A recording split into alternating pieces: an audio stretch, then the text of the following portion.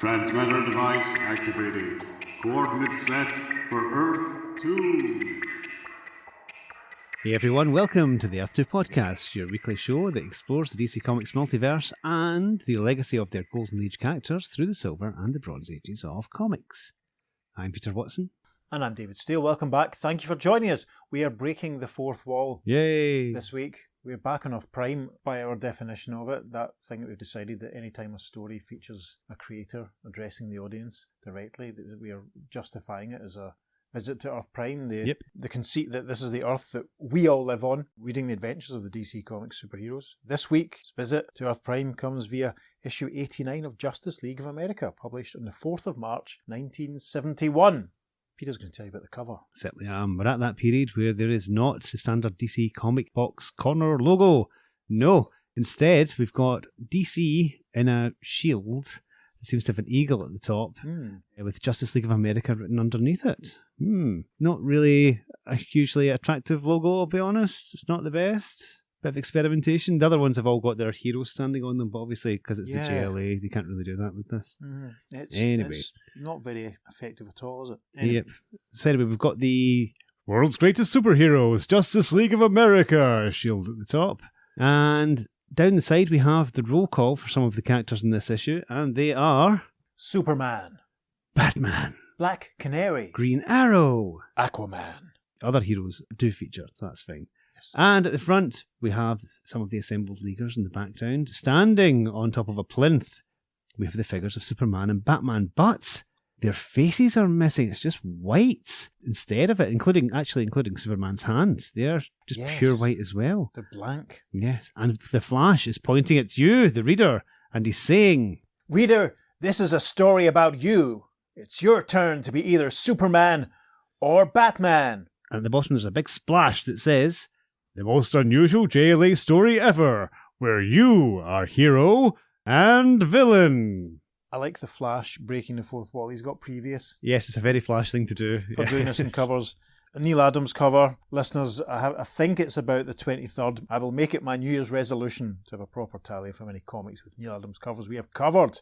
A Neil Adams Barry Allen is very dynamic. Hawkman, Green Lantern, Aquaman, Black Canary, and Green Arrow in the background, all looking very thoughtful and pensive, almost as if they're considering the implications of what the Flash is saying. But you're right, it's very effective just seeing Batman and Superman as empty shells. Yeah, and it is one of the most unusual GLA stories ever. So, yes, definitely one of the most unusual ones we're going to cover. When Peter told me about it, I was like, right, okay. And then I had to read through it, and then I kind of went, okay.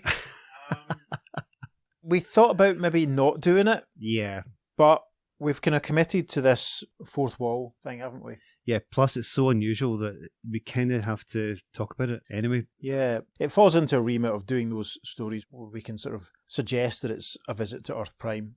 We're still some way away, obviously, from that famous issue of Brave and the Bold featuring Sergeant Rock, which just takes all that sort of stuff to a next level. Of course. We anticipate that one greatly. We might, will we get to that by this time next year? We might not, actually. We'll see what happens. Anyway, we're going to jump straight into the story. We have an opening splash panel, which shows Hawkman, Superman, the Flash, Green Lantern and Batman all sat around a table. The Atom is in a little chair that's on the table. They're obviously having a meeting which is being chaired by Aquaman, who's thumping his gavel on the table as the Flash takes the minutes. There's quite a lot of text in this. We start off, Aquaman is saying, "This meeting of the Justice League of America is called to order." And we have an inset panel which shows a hand beckoning and almost some dialogue that says, "Come, reader, join in the greatest gathering of dynamic personalities ever united in one cause." And then we're introduced to all the characters around the table. Superman, Man of Steel, hero among heroes. Aquaman, King of the Seven Seas, rotating JLA chairman. The Batman, Dark Knight detective. The Flash, fastest man alive. Hawkman, feathered fury of the skies. The Atom, world's smallest superhero. Green Lantern, power-ringed gladiator. And then there's a larger traditional caption box at the bottom that reads, "Presenting the most unusual JLA saga ever. The most dangerous dreams of all." And we get a little roll call of who's involved in producing this story. Mike Friedrich, writer. Dick Dillon, pencils. Joe Giella, inks. Julia Schwartz, editor. The most dangerous dreams of all. that reminds me of something else. Right. Hmm. So our story begins. The caption for the first panel on page 2. After their respective solo adventures are exchanged and business conducted, The JLA all have very serious faces as they listen to Aquaman. that concludes this regular meeting of the Justice League, as Secretary Flash will forward the minutes to the absent Green Arrow and Black Canary. Meeting adjourned. The next panel shows Green Lantern being the first to enter into the transport tube, the others watching. The captions. The next few panels read, Business concluded, the world's greatest superheroes enter the Thanagarian transporter, which takes them 22,300 miles from their Space Sanctuary satellite to the Earth below, to emerge on a concealed area of a roof atop a skyscraper housing a certain celebrated publishing firm. Yes, we see Batman emerging with the atom on his shoulder. That's dangerous. What if they had a fly-like incident Exactly, there? that's what I meant. That's, Yes. When we write our DC comic, We'll have the adventures of the Batum. yes, or the Atman. Man, excellent. Final panel on page 2, I think I might put on the socials as This a is cracker. wonderful, yeah. Caption says, Switching to their secret civilian identities, they take a private elevator to street level, where they mingle among crowds of people completely unaware of their existence. Ordinary people, the Justice Leaguers just like you or I. And don't we each secretly know that despite appearances, we are all something more? yeah, we see obviously Bruce Wayne because he's got that flowery scarf, which is quite similar to the gear he was wearing in that issue of Batman we did not too long ago. Clark Kent behind him. Aquaman looking like he's in series 2 of Blake's 7. Yes, yes. With his deep V-neck green shirt and his brown waistcoat, and in the background behind him we can see police scientist Barry Allen, who looks like Ray Palmer. Behind Bruce Wayne over his left shoulder we can see the civilian Carter Hall and civilian Hal Jordan wearing a black and sort of pink striped shirt. Peter, we need to find a couple of striped shirts to get our photos taken in. Don't Definitely, we? always. I think the next time we both have the same day off, we can do some charity shop scrounging. Definitely. See how we got on. This great panel, it reminds me very much of the very first JLA comic I had, which was the spoilers, the Atom's Wedding, where it has that Okay. scene of them all in their civilian clothes with a superhero identity sort of looming over them. It's very interesting to little Davey to sort of go, ooh, that's what they all look like.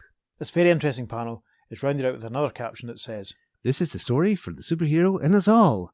This story is about me, and it's also about you. and at that point we arrive at the top of page 3 and we are introduced to Mike Friedrich, the writer of this story. He is addressing us directly. We can see him sat with his typewriter. The very youthful Mike Friedrich at this point. Young man, side-parted dark hair, wearing a loose shirt, and he's saying, Like pounding cold California sea waves splashing over an indefensible swimmer, the man and story about to unfold are pressuring me to tell this tale.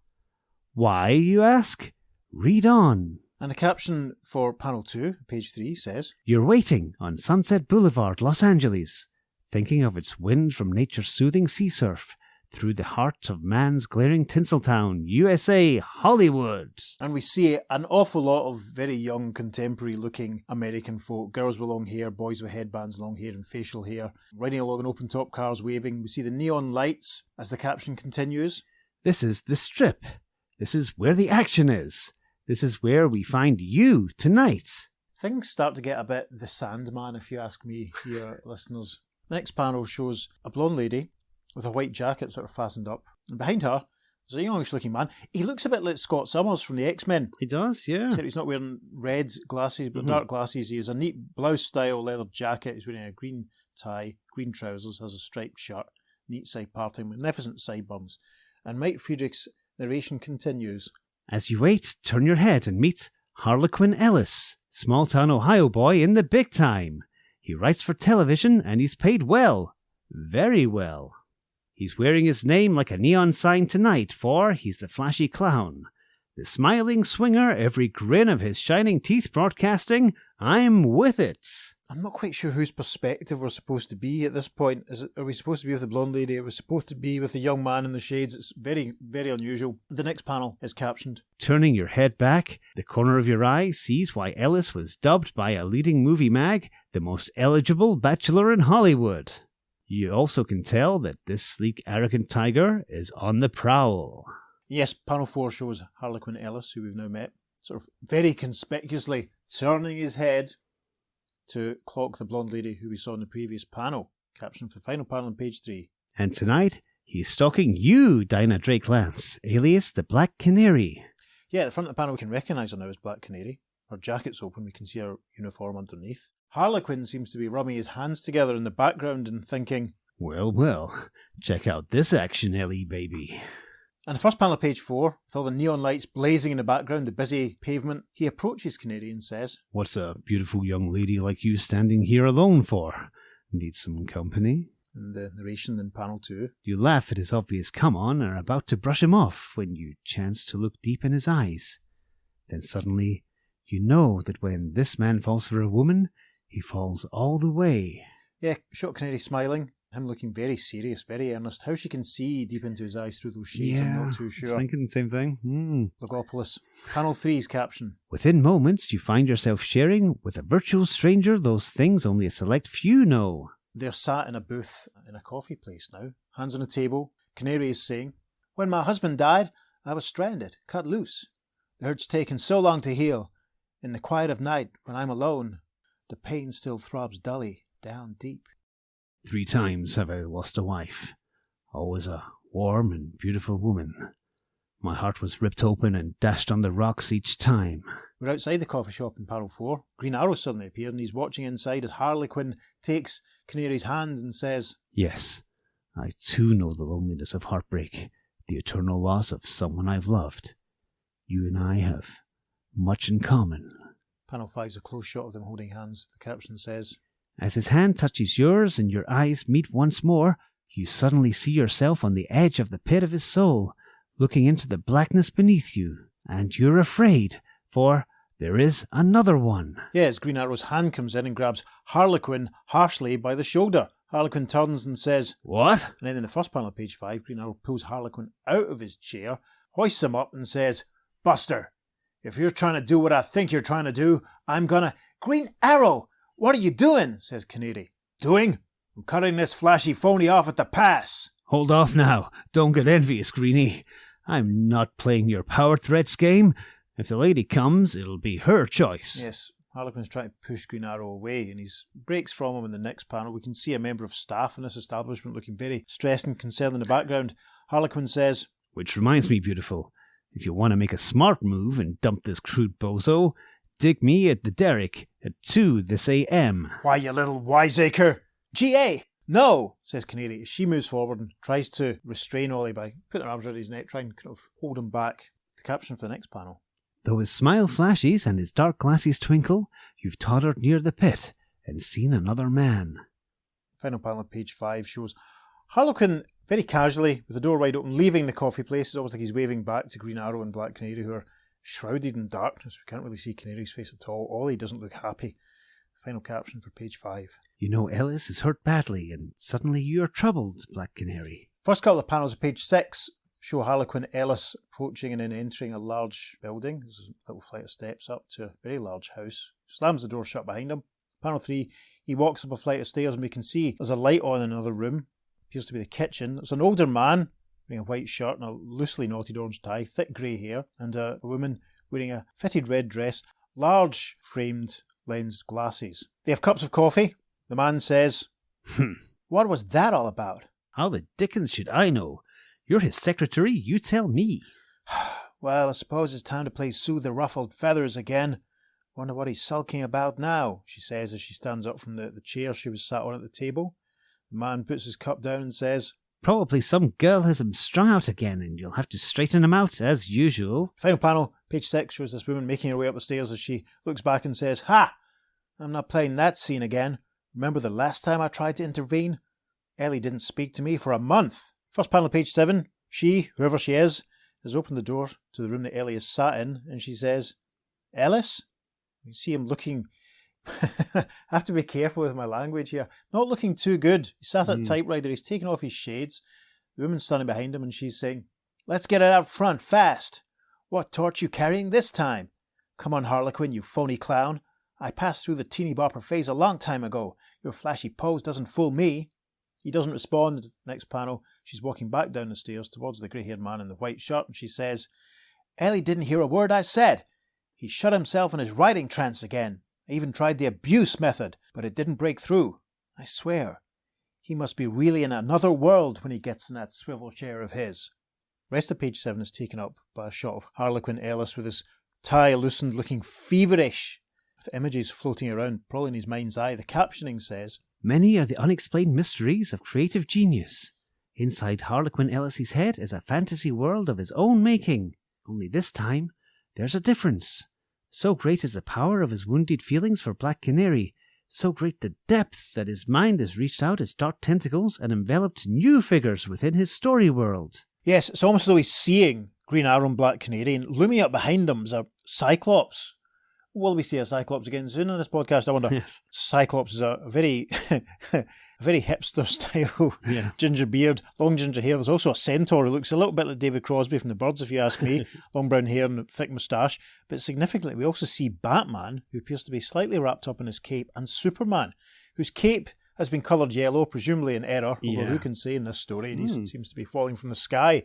I wonder if these images will return. The caption for the first panel of page 8. The barrier between the real and the unreal begins to break down. Now bear with us here, listeners. Green Arrow and Black Canary opening a doorway. It looks like they're maybe emerging from a cafe or a restaurant or something. Mm-hmm. There's a couple of young people to the side, one of whom has a large patch in the back of their cut-off waistcoat which has a CND symbol on it. Is that the first CND symbol we've had in the story?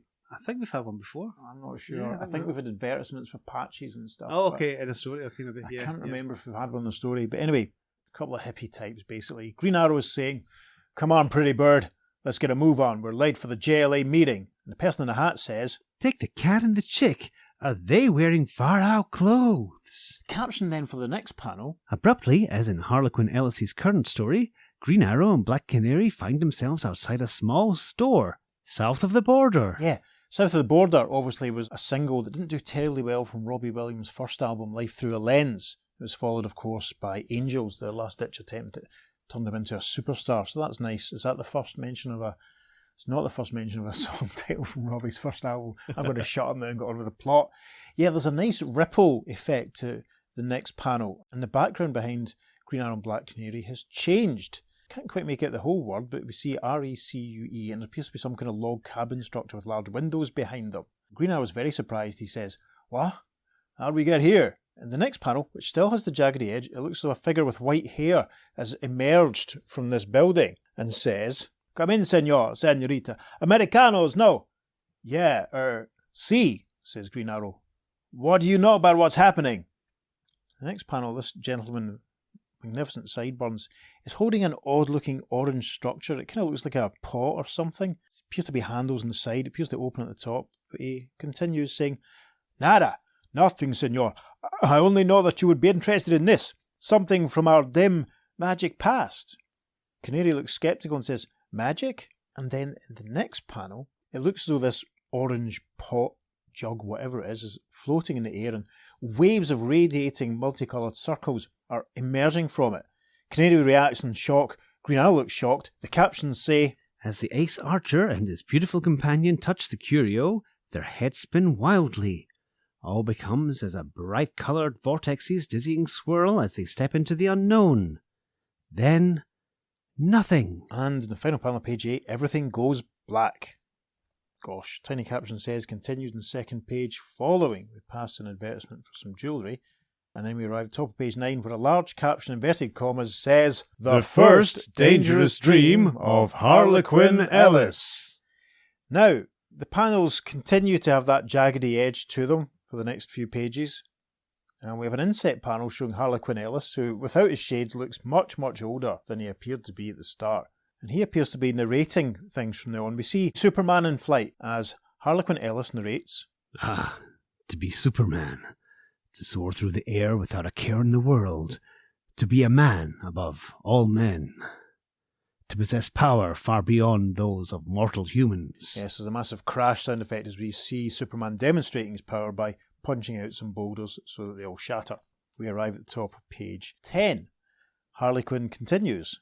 To spy with telescopic vision your current love. And this is weird because we're down on the ground with Black Canary. We can see Superman up in the air behind, using his supervision to look at her.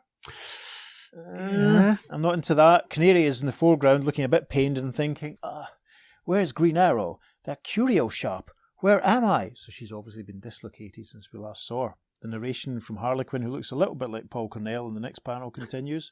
to swoop down and take her in your steel-muscled arms. Yeah, Superman basically flies down and bears Black Canary away, and their dialogue basically plays out over the next couple of panels. Superman says, "Hello, darling. Come, join me in the wild blue yonder." "Darling?" thinks Canary. Then she says, "Superman, what is this? My head is spinning." "Nothing's wrong, my dear. Relax. We're alone, free, together." Canary thinks, "Something strange. The Superman I know wouldn't act like my boyfriend." She says, "What about the others? Where is the Justice League?" Harlequin narrates on an inset, "To be suddenly reminded of those you wish to forget." Superman looks very angry. He cries, "The Justice League? My telescopic vision has located them." We see him using his telescopic vision, still bearing Canary along. Canary looks at him and thinks, at the mention of the JLA, he became angry. Why? So we arrive at the top of page 11. We seem to be rattling through this. Good grief. Another inset of Harlequin Ellison narrating as he says, "To be confronted with the vision your sight beholds." Ah, yes, obviously. So Superman using his vision, this is what we see. And it's a sort of view down a telescope type look to this panel. Circular inset against the black border, which shows Aquaman out for the count, down on the ground, looks dead to all intents and purposes. Green Arrow is down next to him saying, Our time limit is up. He needs water." In the background we see Green Lantern, Flash, Batman and Hawkman. Oliver continues, "Green Lantern, use your powering to save him. Flash, carry him to the sea at super speed." Green Arrow looks very angry the next panel as he continues, "Why are you all standing there like dummies? Do something. Don't you understand? Aquaman is going to die." Harlequin Ellison, the very odd expression in his face is inserted in the next caption as he says, "To realise your true nature, to recognise your responsibility." And we're back with Superman and Black Canary. Superman says, "Great Scott! They're trapped in a cave. Aquaman is dying. It's my fault. I put them there." Canary thinks, Superman's fault? What does he mean? And then she says out loud, "Why can't we help them?" "See, we are in a world of forgotten gods," Superman says. They're still flying, and we can see in the foreground of the panel the massive giant ginger Cyclops that we saw earlier on in Harlequin's hazy vision. Now, I must say, he's coloured slightly differently here. Here's a darker, more traditional red, but he has a large club. He's sat cross-legged on the ground. Superman continues, saying to Canary, "The JLA is trapped inside that cave by a fabulous Cyclops." So that's interesting that we compare Harlequin to Scott Summers and here's an actual Cyclops. What's Mike Friedrich's history with the X-Men? That's what I want to know. Canary sees this Cyclops figure and she thinks, "Stranger and stranger." Superman speaks as if he had something to do with it. Final panel of page 11, he drops Black Canary to the ground, saying, "I'll rescue them, but I must do it alone. I won't let you get hurt." And as we arrive at the top of page 12, Harlequin narrates the first couple of panels. "To feel your identity slipping away, your belief in yourself. To strike as swiftly as you can against a menace you know is evil because you created it. To refuse to believe your muscles are not those of a Superman." Yeah, because basically we see Superman punching the Cyclops in the stomach, but the Cyclops hurling Superman against the wall of the mountain that he was sitting on and the rocks breaking underneath Superman's weight. Another insert of Harlequin. "To strain hearing that your sheer will is making super." Yes, an inset panel of Superman with little jaggedy waves beside his ear, because he's obviously using his super hearing. And then we get another inset panel showing Green Arrow down close to Aquaman. And Green Arrow saying, "My God, Aquaman, stop breathing." These two inset panels are on another panel showing the Cyclops looming behind Superman. Harlequin narrates again. "To have sheer desperation course through your arms." Yes, and Superman triumphantly punching the Cyclops and sending him flying. In the next panel, Superman has arrived at the cave the Justice League are in. We see everyone standing around stiffly, looking very solemn, as Superman arrives thinking, No, it can't be too late." And then a tearful Superman cradling Aquaman in the final panel of page 12. Black Canary has arrived on the scene. She's standing in the background. And a tearful Superman is saying, "He's dead. It's my fault. A flesh and blood human being, and I killed him." And the insert Harlequin Ellison at the bottom right-hand corner of this panel is saying, "To have the walls of yourself washed down like melted ice. To be fully conscious that you are not a Superman." Harlequin, now his tears falling from his face in the first little inset narration caption at the top of page 13. "To realise you are someone else, someone with a great need." And Superman seems to be freaking out right now. Green Arrow and Black Canary are standing in front of him. Superman is saying, "Canary, you must understand. I'm shattered. like a glass goblet, one that must be put together again. Please, I want you. I need you. Oliver looks appalled at this, frankly. Canary says, But Superman, I can't.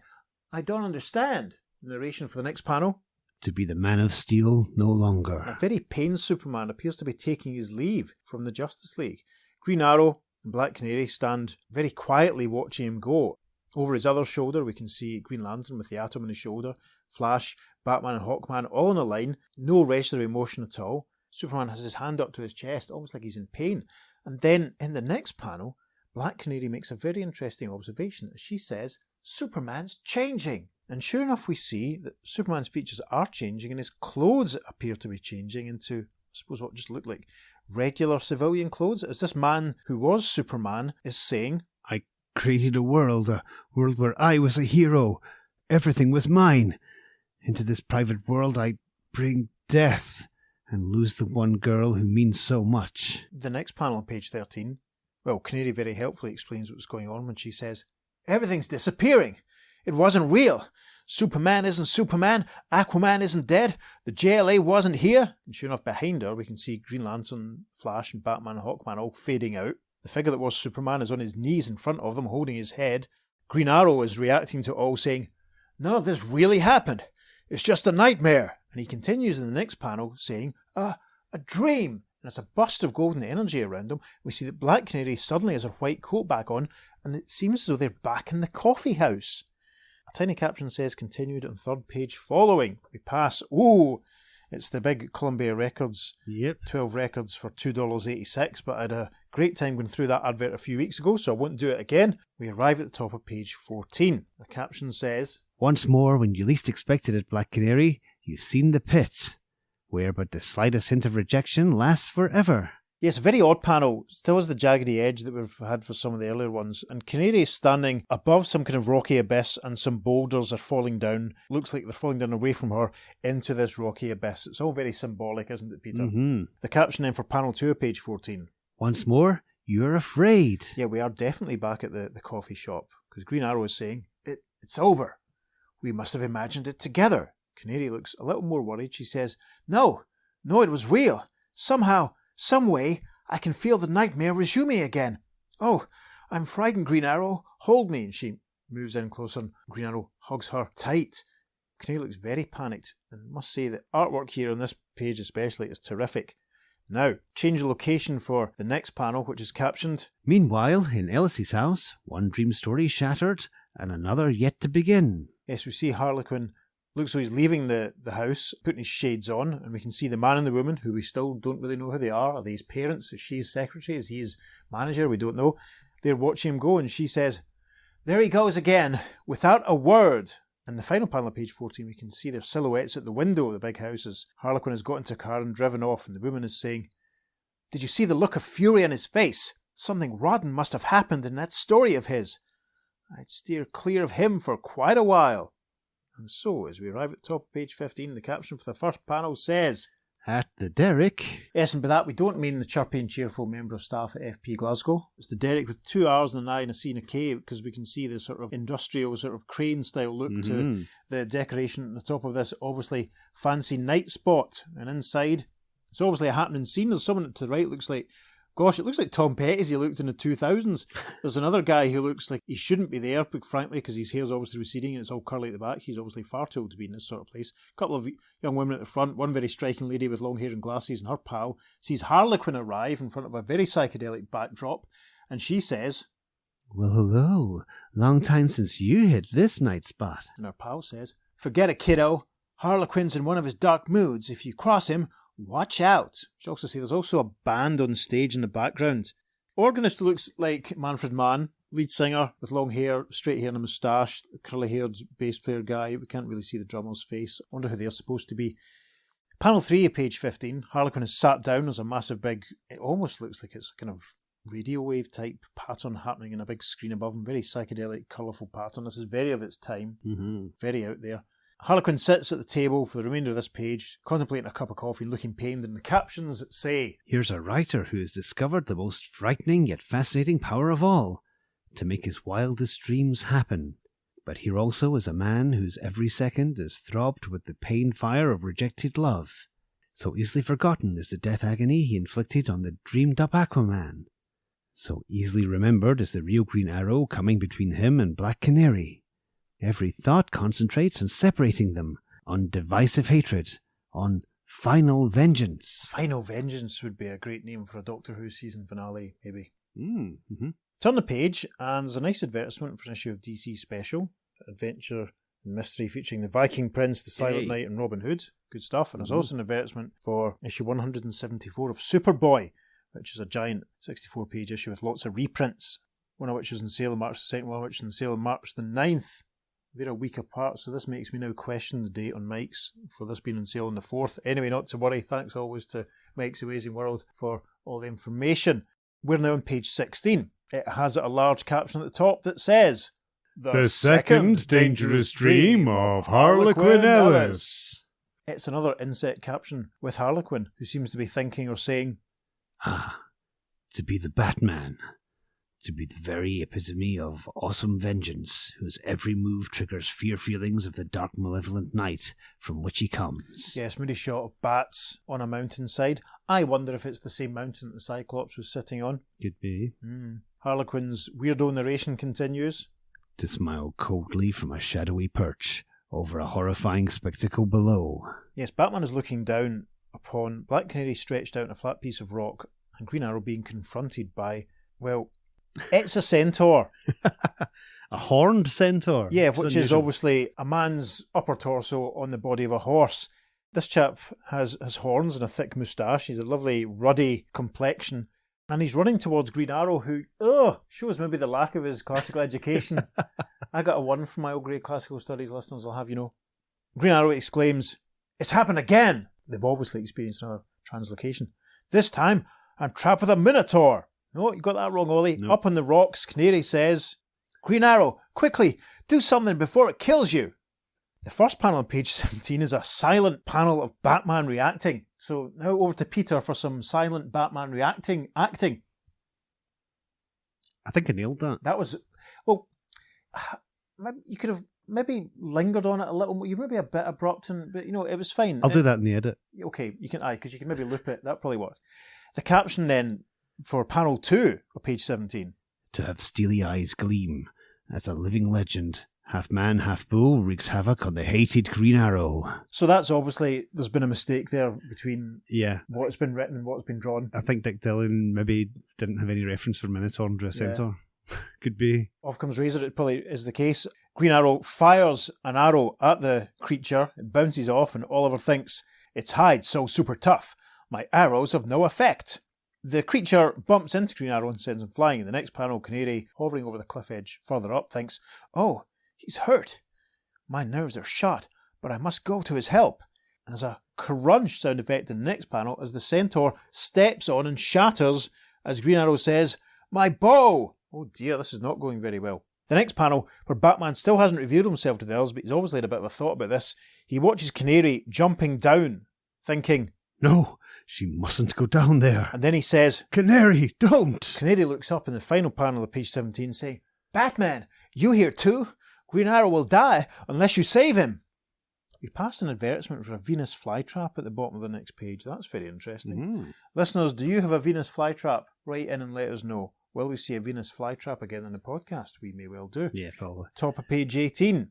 An inset of Harlequin and his shades looking pained. The caption says, To have memories floodgates open to the previous time, to recall the gasping screams of Aquaman, to flash like dawn's first stabbing light, that to be the Batman is not to be a vengeful killer, but to be a hero. yes, and over that little sequence there, we had a nice close-up of Batman looking thoughtful, and then Batman looking terrific, actually, it must be said. Looking Batman as I remember him from when I was a little boy, leaping off the cliff into action. In panel 4, he collides with the centaur, punching it in the torso. Final panel of page 18 is nightmare fuel. Yes. As with its arms wide open and a long hair and a big moustache and a vengeful, angry expression, the centaur rushes towards Batman, who appears to be unfastening his cape. And if indeed the first panel of page 19 is taking... See, this is where the Minotaur thing comes in again. Yep. It's a bullfighting metaphor which hasn't worked because they haven't drawn a bull. even though the figure does have horns, and now that you look at the hooves, it does look a bit more cow-like than horse-like, but it hasn't. It's a failure of execution here, unusual. Batman has taken off his cape, hurled it over the creature's face, and in panel 2, he manages to punch it, thinking, "Must hit a nerve just right. I'll never get a second chance." He appears to have been successful, though, because in panel 3, the creature is evidently unconscious. Batman retrieves his cape. Harlequin narrates the next panel. "To know the greatest test is yet to come, as you realize you're more than the Batman." Batman refastens his cape, saying, "Black Canary, you all right?" "That look! You're not the Batman!" "No, I am not. You know who I am, Black Canary, and why I am here." A very smiley face, always looks like he's wearing 3D glasses. Harlequin head insert narrates the next caption, saying, "To feel a consoling strength in knowing you've done right." And we see Batman removing his cowl, and indeed, it's not Bruce Wayne underneath, it's the familiar figure of Harlequin Ellison. Green Arrow reacts, "You!" Canary says, "Oh no, not again! What can I do?" And the narration concludes in panel 19 saying, "And to be the Batman no longer." Yes, Green Arrow down on the ground, Canary looking pained. There's a burst of energy as this Batman-Harlequin combo fades from view. A tiny caption says, "Continued in second page following." Past a full-page advertisement where you can fly your own 747 jumbo jet that's actually 2 feet long with a 22-inch wingspan that actually flies at only $2.95 plus 30 cents for handling and postage. Gosh. Listeners, did you? Let us know. First panel on page 20. The caption reads, "You've returned, Black Canary. For fleeting moments, your destiny is your own again. The fantasy world of Harlequin Ellison has faded once more." Yes, we appear to be outside the coffee shop. Green Arrow's down on the pavement, hat off on the ground, so we can see his curls. That's unusual. Canary seems to have lost her white jacket. She's kneeling down behind him saying, "Oliver, you're still hurt." "Better believe it, pretty bird. That sure wasn't a dream. That flashy clown has got to be stopped." Now, this next caption is obviously, I think from Canary's perspective, like that panel of her watching the rocks fall earlier. It says, "You remember the pit, and you know that this battle is yours alone." So Canary says to Green Arrow, "No, you're going to stay right here till I send for some help. Then I'm handling our problem myself, my way." And a slow dissolve, caption says, "Shortly?" And we're back with Harlequin, who's sat in front of that psychedelic background with his coffee in front of him. In the next panel, a feminine hand appears on his shoulder and a voice says, "Harlequin?" And the caption of the final panel of page 20. "Your eyes meet his, and his lips do not move, but the music says it all." I get the feeling this comic was very script heavy. I bet this was not done Marvel style. Anyway, Harlequin and Canary gaze at each other. There's a massive space between them, and on the stage behind them, a spotlight is on a singer who's obviously a big fan of The Who, for he is singing, "See me, feel me, touch me, heal me." I saw Tommy at the pictures once. Did you? Saw it at the GFT in Tommy, can you see 1996. Cool. Summer. It was just after not long after the short season of Hammer movies, and it was a bit of an endurance test. I think I'd probably get more out of it now. Anyway, Fair enough. we arrive at the top of page 21. "Once again, Black Canary, you're on the edge of the pit, and you're still afraid. But this time, you jump." Yes, I'm enjoying the heavy-handed symbolism as Black Canary leaps into the abyss that she was contemplating earlier. The narration continues in panel 2 of page 21. "You've just laid your heart on the table. With just 2 words, Harlequin Ellison can slice you to pieces." He doesn't say them. Instead, you feel trust and affection return to you twice over. You know that your common fantasy world experience has taught him as well. We see Canary and Harlequin standing, taking each other's hands. Canary says to him in the next panel, "Our thing has to stay cool. You know that. My heart belongs to someone else." "I know. I can dig it. We all do what we must." "Do you realize what you've done to Green Arrow? The doctor's with him now." "I know. I'm really sorry. I can't express it. I got carried away, lost my head." "You've got to grow up, Harlequin. The clown is only good for kids." The next panel is in a very effective silhouette as Canary continues. "Hanging on your head is the painful part of love. You've done it before. We both have. Just remember, if it gets rocky again, you can be sure I'll come. Do what I can. And then It's a wider shot on page 21. Pulling back, we see a creepy mustachioed guy in the foreground as they're standing hand in hand looking at each other, and Harlequin says, "Shall we go, friend?" And in the first panel, page 22, we see them emerging from the derrick, because that's where he went, obviously, and we don't mean emerging from the chirpy, cheery chap from FP. They walk out. Green Arrow standing in the pavement outside waiting for them. In panel 2, there's an almost halo around Canary as Harlequin leans in and kisses her on the cheek. Takes his leave, walks off, and panel 3 is Canary leans into Oliver, to Green Arrow, and she says, "It's okay, honey. Everything's all right. I'll explain later." Do we have a story for the rest of the JLA? Harlequin takes his leave and the captioning continues in this panel. "It was so easy, wasn't it, Black Canary? Yet you wonder why along the way it was so hard and wrought with danger. Without much thinking, you know the answer is all wrapped up in the complex personality of a man you'll never forget. Harlequin Ellison." And we are rounded out with another headshot of Mike Friedrich. It's very unflattering, which suggests that his hairline was really receding. Look at that comb over. As he addresses us directly, and I sit back and relax here now as Peter has to do this massive soliloquy.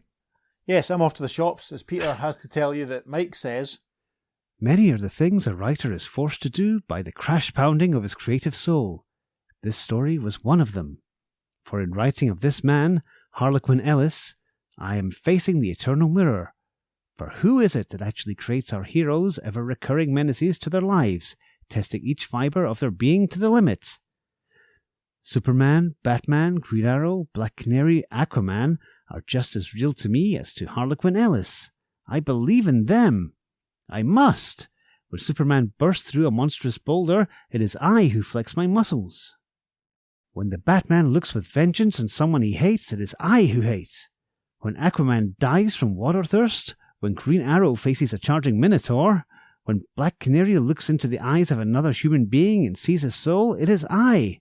And when Harlequin Ellison cries over the lack of returned love, it is I. Many are the things a writer is forced to do by the crash-pounding of his creative soul. This story was one of them. For there is no escape from the soul shatter of the nova awareness that I, in so many ways, am Harlequin Ellison." One take, by the way. One take. And then another tiny caption, which is written in almost sort of like, as they say in America, cursive sort of style, says, "To H.E., that you might understand, brother. Mike Friedrich." Well then, that was actually much easier to record than I thought it would be. Yes, so there's Mike Friedrich obviously trying to get into Harlequin Ellis's good book, or, well, not Harlequin Ellis. Whose good books is he trying to get into, Peter? I think everyone probably realises this is a thinly veiled Harlan Ellison. So that was obviously a little love letter almost, or Mike Friedrich trying to get into the good books of Harlan Ellison.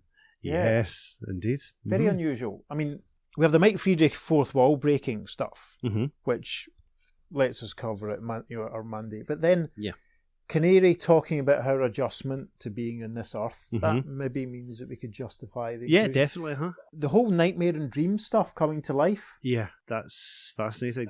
That's an interesting, after the fact, almost possible retcon connection to the Sandman, which we alluded to when we did Access to the Dreaming, Flash 176 and all that sort of stuff. Perhaps he's got part of Dr. Destiny's Materia Opticon, like floating about. Who knows? Yeah, it's interesting, isn't it? Yeah, I'm almost at a loss for words because I think Mike Friedrich needs to get a room, quite frankly, so to speak. It's a fascinating story. I do like to think of this as the Earth One version of Harlan Ellison, right? Which would make a lot of sense. I think it'd be fun. You messaged me in the group chat the other week. You'd done some digging about this story, hadn't you? Yes. Are you going to share the gist of it with the listeners? I'll share it with the rest of the class, yes. So, you might think that Mike Friedrich and Harlan Ellison were big buddies. This was done as a fun little nod. But it turned out they'd actually only met once before this, and that was at a Comic-Con, and basically they didn't really seem to have any meaningful discussions or connections there. Okay.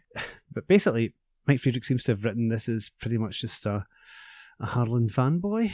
Yeah, very Yeah. much. I mean, we should talk about some of the stuff that Harlan is responsible for. Yes. We should maybe give, because not everyone, I mean, I've heard of him, obviously. Mm-hmm. Some of our listeners may not have, but I suppose, for historical context and all that. Yeah. Obviously, he's written such classics as like Demon with a Glass Hand and that sort of thing, but his original script for Star Trek episode City on the Edge of Forever That's right. is award-winning. So, funnily enough, that's not really much like the film script in the end, because Roddenberry had to rewrite the entire thing. But Yeah. That's the one that Joan Collins is in, listeners. I remember Yes. when it was repeated in BBC in the It's a mid-80s, and I was just sort of like, that's Joan Collins! Because I was mildly fascinated with her from Dynasty. I don't think my mum approved of me being mildly fascinated with the ladies in Dynasty, to be honest. I prefer Anyway. Dallas, I'll be honest. Coming soon, our Dallas and Dynasty watch-through podcast. Yes, we'll do a Patreon for Not Landing and Yes. Dynasty 2, The Colbys. That's right. It would just be me perving over Joan Collins and Emma Sams and Pamela Sue Martin and Heather Locklear. Could you stand that, listeners? Let me know. We could do a drink along a Dallas. but Victoria that's fine. Principal as well, obviously. Anyway, right. All these beautiful ladies that imprinted me at an early age. Yeah, so Anyway, back to the plot. back to Harlan Ellison. Yes, so renowned writer, loved throughout sci-fi. He's done so much stuff and so respected. He did a lot of stuff with Joe Stasinski on Babylon 5 as well, especially some of the setup stuff, and he even wrote, was it just the one episode he wrote? I can't remember offhand. But yeah, he did some great stuff. He's done tons of stuff for television, and he's written some amazing comics as well. There's a couple of comics that came out around about this time, actually. He did Hulk issue 140, which was the brute that shouted love at the heart of the atom. It's the yeah. Jarella story, Yeah, that's really famous. I've read Yeah. that. I've got that reprinted a couple of times. You Mhm. can see it from here. He Yeah. did- He did a Batman as well, Batman 237, Night of the Reaper. That's Famous, really well known yes. as well.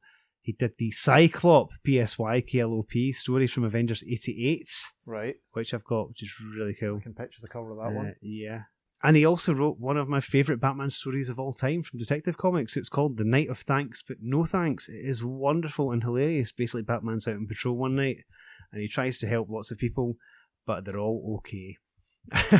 What issue's that in? It's from Detective Comics issue 567 that came out in July 1986, and it's got a really iconic cover. It's the cover with it's a purple sky background. The cityscape kind of makes the Batman cowl and cape look, Right. and there's a massive bat symbol projected inside of a building, so it literally is like Batman is the city. And on top of a building, you get a small silhouette of Batman. It's phenomenal. Right. But I love that story. It's one of my favourites of all time. It's so good. It's only a short one as well. It's not a full-length story either. It's not one that I recognise, so I will have to do some digging and investigating. It is collected. It's collected in the 80 Years of Batman Detective Comics hardcover. I think it's probably in a few other places as well, and I'm sure it's on the DC Comics app. The cover's Klaus Janson as well. It's absolutely amazing. Gene Colan does the pencils for the story too, Okay. which is wonderful. One of my favourites, as I said. I don't think I bought any of the 80-year anniversary ones because I think from what I could see, the contents are all very similar to the 75 years, which are all very similar to the greatest stories ever told. Yeah, it's a bit annoying, that, isn't it? Yeah. Anyway. So, yes, he's done a lot more than the stuff I've just mentioned there. Just sort of mentioned a few things. Uh-huh. As we said, Mike was a bit of a fanboy, Right. and he actually sent him a copy of the script for this. But hilariously, he didn't put enough postage in the letter, and Harlan sent it back. Wow. But hopefully unopened, because that would be hilarious. Yeah, but then Mike did add the extra postage. I've read this from one source. I don't know how true this is. Right. But then Mike did send it back, and apparently Harlan loved it. So Okay. there you go.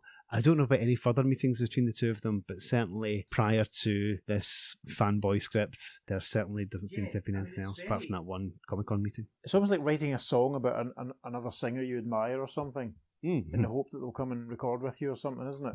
I'm Yeah, sure there are many examples, none of which I can actually think of. Well, actually, no, I can think of one. They take that song Shine. All right, okay. Mark wrote it about Robbie. You're such a big star to me. You're everything I want to be, but you're stuck in a hole and I want you to get out. You know, it's about. And okay. of course, we know within a few years, Robbie came back to the band and they all kind of mended There you are. their wounds. And Gosh. it's a similar thing to that. It's writing in praise and maybe trying to reach out and create a bond, which maybe isn't. It's fascinating. I mean, it comes across as a little bit stalkerish and a bit very needy, doesn't it?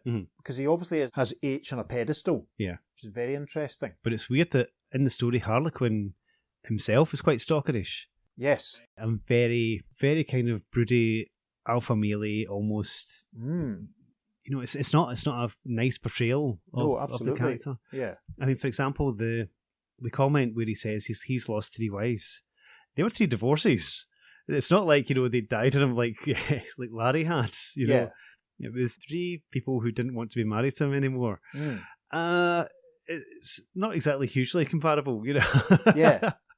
But yeah, I found that scene weird. It's very weird. It's an interesting, going back to the cover. Mm-hmm. This is a story about you. It's either your turn, Superman or Batman. Yeah. This suggests you're going to get a choose your own adventure style where it's from the point of view of Yes. these characters and you can imagine yourself doing it. That's not the case. No. This is the Flash addressing Mhm. Harlan directly. Yeah. I think am I right in thinking there's another wee anecdote you've got about that as well? Yes, Harlan was sent a copy of the cover, the original art for the cover, with the word balloon changed. Uh-huh. So it actually says, Harlan Ellison, this is you. Grief. Yes. If I was Harlan, I'd be taking out a restraining order against all these people, quite frankly. In my job, listeners, I deal with a lot of musicians, and a couple of years ago, I worked for a chap who was in a band called Earth. Can't remember the guy's name, which is really bad. I should know his name. And this guy is the man who bought the gun that Kurt Cobain killed himself with. Crikey. Right? Mhm. This guy, because Kurt didn't want his name on the thingy and all that, so he got this mate of his to buy it. And Yeah.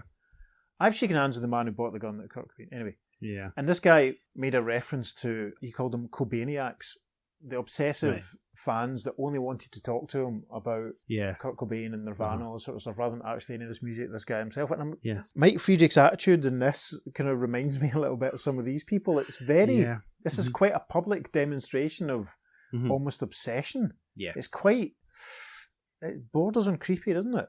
Yep. I don't know. That's what we're thinking about this. Shall we jump into the letters and see what I'd love to. the people at the time thought, because this is fascinating. So jumping forward to issue 92 for the GLA mailroom. And the first letter says, Dear Editor, by now you have read Mike's ego trip of a GLA story. The story itself is rather good, especially in that Mike refuses to explain how Harlequin Ellison is able to involve Black Canary and Green Arrow. It is a refreshing change from most of the costume hero stories, in which everything is given a rational, even technical explanation. That some things just happen should be recognised and admitted, and Mike has done that. Either that, or he couldn't come up with a rational technical explanation. The story is a fine allegory. Whether Mike intended it as such is beyond the point. What happens in a relation that is a non-workable triangle, the confusion, the hurt, the messed up minds, is rather subtly portrayed through the medium of near fantasy. That relations fail because we try to be something else. And through that false person attempt to create a relation instead of just letting it happen, we try to give a reason, an explanation. So, H.E. tries to give Black Canary a reason for loving him, i.e. he saves her from a monster, and only fails because he refused to accept a lesser relation, because he refused to accept life as it is. This is very deep, isn't it? It is. It's torturous, quite frankly. But this is getting out of hand. Yeah, we know. I'm really writing to tell you that, though the story is good, there is a certain element that is one big turn-off. Mike's personal presence. It is pretentious of Michael to assume that the average reader wants to hear of the crash pounding of his creative soul. A well-written story, and the more I read, the more I'm convinced that it is a well-written story, should be that through which the sensitive reader hears the crash pounding of a creative soul. He doesn't have to be told of it. The final wind-up panel would be good in the third person, but first-person Friedrich is a bit much. Ha! And Mike thought this would never be written. And that's from John Cardoza. No address provided. The editorial response amusingly says, Mike Friedrich identifies correspondent Cardoza as his roommate at Santa Clara University, as well as good friend, decent critic, and off-time inspiration. Julie Schwartz. Interesting. No, there is some interesting stuff there. I mean, like, if Mike himself hadn't been in it, it would have been a very different story. It wouldn't have come across quite as creepy and stalkerish. It would have been more like Dr. Destiny dream manipulation sort of thing. Very wordy. John Cardoza, you're a show-off. I'm quickly going to read the third letter on this page before I do the fourth one. Dear editor, in regards to GLA 89, I've got just 2 words. You're sick. To deliberately belittle such a wonderful author as Harlan Ellison is unthinkable, but to go so far as to call him friend at that miserable end is the epitome of poor taste in a comic. Kindly refrain from deprecating brilliant people in the future and turn your crummy little writer Mike Friedrich on something more worth his attention, like writing sewer reviews. That's from Gosh. Kathy James in Miami, Florida. The next longer letter then. Dear editor, JLA89 lived up to its cover blurb. No, it didn't. It was the most unusual story these eyes have ever beheld. Mike Friedrich has pointed out in a grand manner his, and in fact every writer's involvement in his own works. The classic case of this author-character unity is Ernest Hemingway, who always placed himself in the battlefield or in the bull ring of his stories. The readers also identify themselves with the characters. This is true. Every time I read The Land That Time Forgot, I cast myself as Bradley, Oh, okay. which is why I was so upset when Keith Barron died.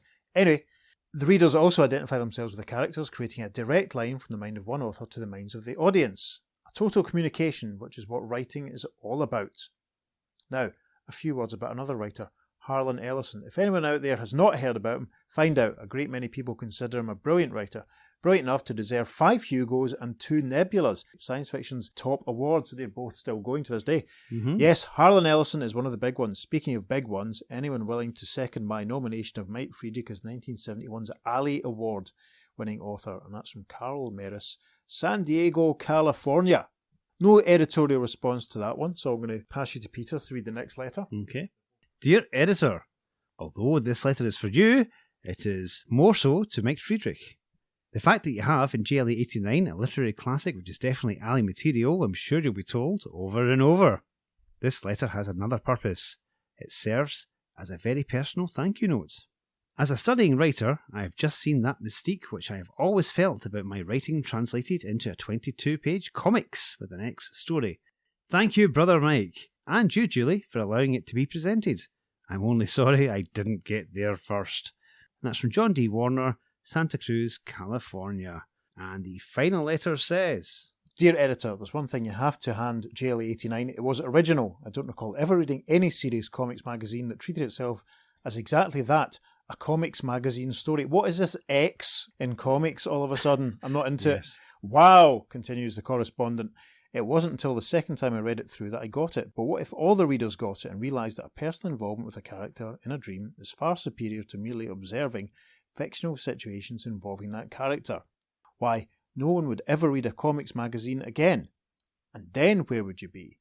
Bruce Long, Whittier, California, I'm guessing. The editorial response to that, never mind us. Where would you be in this comics-less... Stop saying comics. Comic-less world, Julie Schwartz. That's interesting because it's quite an interesting thing about how invested in characters you become and how, you know, I cry at movies all the time. oh yeah, me Right, too. you know, Yeah. I'll sit, I remember like some of the bigger Marvel movies, and especially event ones like Infinity War and Endgame and stuff. You're totally like, totally get you, because you're when spoiler when Aunt May dies in Spider-Man No Way Home, you're completely with Peter when he's when he's feeling it, and that's an interesting sort of thing about that. I suppose this story was trying to do is to capture that essence of putting yourself in the place of the character. And Yeah. It was a really interesting experiment, but I'm glad that we didn't have anything else that was really like this. yeah, it's very atypical for the Justice League, isn't it? I think maybe the whole hipster vibe and hippie vibe of this is maybe what's made some of the letter writers say comics with an X, because that was kind of like the underground Of course. branding of Yes. comics at the time. Yes. DC didn't really do anything like that. that's Marvel did a brief experiment with it, but it didn't really go anywhere. Yeah, I suppose, the closest DC probably got would be something like Teen Beat or Plop or Yeah, Brother Power the Geek or something, isn't yeah, it? that's pretty much it. It's an interesting story. I was kind of dreading recording it, but ultimately it was much easier to record and much more straightforward to record than we thought. And it's interesting to think about as we said earlier on, the dream stuff coming to life and all that. And the fourth wall breaking. So it does fall into a remit. It's an interesting one. Yeah.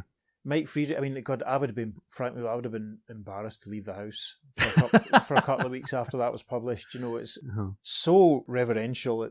It's a very public declaration of idealism. It's very, very odd. Yeah. Well, the rumour is that once Harlan Ellison did actually get the script, he actually asked him to change his name in it to Harlan Ellison to use his real name, but they didn't. So, What, in case he didn't change his mind and sued them, I suppose? Possibly, yeah. Yeah, it makes sense, doesn't it? Gosh. So there we are. Yeah. One thing that I really liked about this comic at the very start, when it refers to Aquaman as a rotating chairman, does that mean that he basically sits in a special chair that rotates through 360 degrees every time he's in charge of the Justice League? Does everyone else just have a normal chair that doesn't? I think that's it, yes. Yes. The chairman gets to have the swivel chair. Absolutely. That's the rule. On that note. So yeah, a very interesting story, we thought. What did you think? You can write to us and let us know. You can email us at theearth2podcast@gmail.com. Make sure you follow us on social media because we'll be putting up some lovely bonus content for you to see. On Facebook and Instagram, we're at the Earth2 Podcast, and on Twitter, we're at podcast_Earth2. And as I always say at this point, if you're feeling that way inclined, you could go to wherever it is you receive your podcast and give us a nice positive review. And if you're feeling particularly generous, you go to our coffee page and buy Peter a beverage that will help pay for all that midnight oil he burned the other week when he was up all night editing Brave and the Bold issue 95. Gosh. Going to and from London and meeting Doctor Who and everyone and all that sort of stuff. Doctor So Who's? there you go. Doctors Who? Yes, 5 of them. indeed. And he met bloomin' Harry Lloyd. Yeah, and Michael Ironside. But there Yeah, we but go. Harry Lloyd, though. Anyway, Ham Tyler from V. Anyway. listeners, a very interesting story. We'd love to know what you think. Please get in touch and let us know. Indeed. And on that note, I've been Peter. I've been David. We'll see you soon on The Earth Earth 2 Podcast.